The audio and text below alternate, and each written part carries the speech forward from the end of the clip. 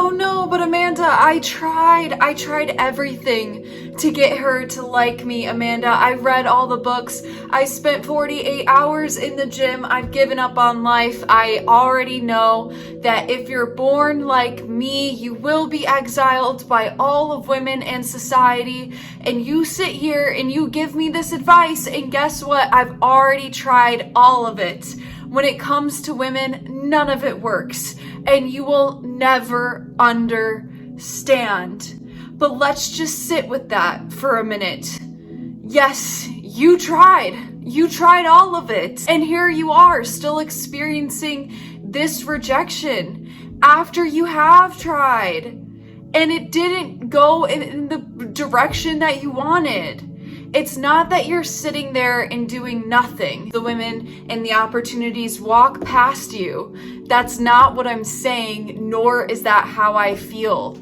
I know you've tried, so let's just sit with that.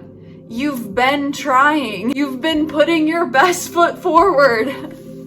You've gotten up. You haven't ended it. You haven't ended your life. That's trying enough in many ways, okay? In many ways.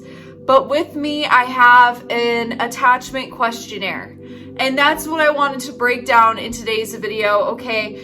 Check the small box next to each statement that is true for you. I often worry that my partner will stop loving me. I find it easy to be affectionate with my partner. I fear that someone gets to know the real me, they won't like who I am. I relate to so many of these, but I'm gonna keep talking, so let's just keep breaking it down. I find that I bounce back quickly after a breakup. It's weird how much I can just put somebody out of my mind. When I'm not involved in a relationship, I feel somewhat anxious and incomplete.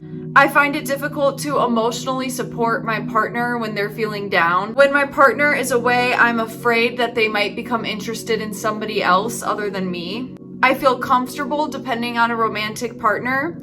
My independence is more important than my relationships. I prefer to share my innermost feelings with my partner. When I show my partner how I feel, I'm afraid they will not feel the same about me. I am generally satisfied with my romantic relationships. Well, let's all just block that one out with some Sharpie, okay? Because you would not be on this YouTube channel if things were just roses and butterflies. Maybe you are. Maybe I'm wrong. But let's just exit that one. I don't feel the need to act out much in my romantic relationships. I think about my relationships a lot. I find it difficult to depend on romantic partners. I tend to get very quickly attached to a romantic partner or the idea of them, right? Even if you don't really know someone that well, just the idea of them existing. I have little difficulty expressing my needs and wants to my partner. I sometimes feel angry or annoyed with my partner without knowing why. Very sensitive to my partner's moods. I believe most people are essentially honest and dependable. Also, biggest black pill in there. Where's your Sharpie? I know many of us don't believe that. Like when I first heard that, I literally laughed out loud. I just laughed. Oh, wouldn't it be nice to live in a world where you could just believe that? Wouldn't that be nice? I prefer casual sex with uncommitted partners to intimate sex with one person. Many of my anxiously attached folks are in the crowd. Maybe you gotta understand that is just not it. But maybe somebody's like, hey, like if I could, I would, you know? That type of thing. But that is not it for my anxiously attached. That's like the worst nightmare. I'm comfortable sharing my personal thoughts and feelings with my partner. Worry that if my partner leaves, I'll never find anybody else. It makes me nervous when my partner gets too close. During a conflict, I tend to impulsively do or say things I later regret rather than being able to reason about things. An argument with my partner doesn't usually cause me to question our entire relationship. I worry that I'm not attractive enough. Some people see me as boring because I create little drama in relationships. I miss my partner when we're apart, but when we are together, I feel the need to escape.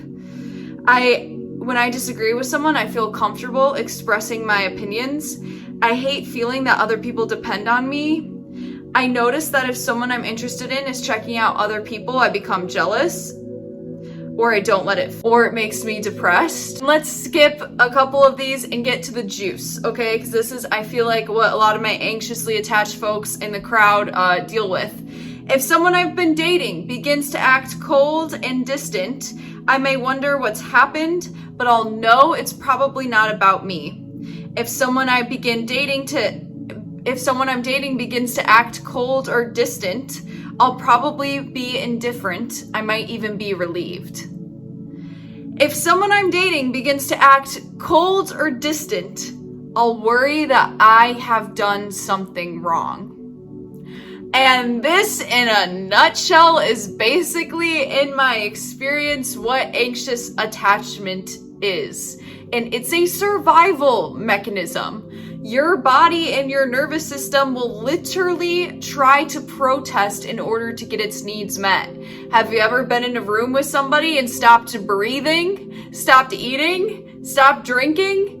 That's how deep the anxious attachment can go. If my partner wants to break up with me, I'll show them what they're missing. A little bit of jealousy can't hurt. Someone I've been dating for several months tells me they want to stop seeing me. I'd feel hurt at first, but then I'd get over it. Sometimes when I get what I want in a relationship, I'm not sure what I want anymore. And so add up all of your checked boxes, okay, for you guys that sat with me through this. Add up all your checked boxes for column A.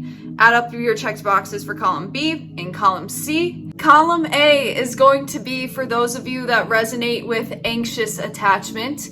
Column B is going to be those of you that resonate with secure attachment, must be cool, must be nice. Column C are those of you that resonate with avoidant attachment. And anyways, I wanted you guys to do this quiz. I want to see your comments in the comments below to see what score y'all got.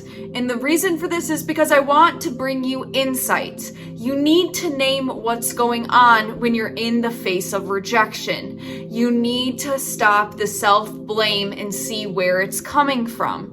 And you need to explore your attachment style and understand that this stems usually is rooted in childhood. How did we get here? Anyways, I will see you guys in a future YouTube video. Bye, y'all.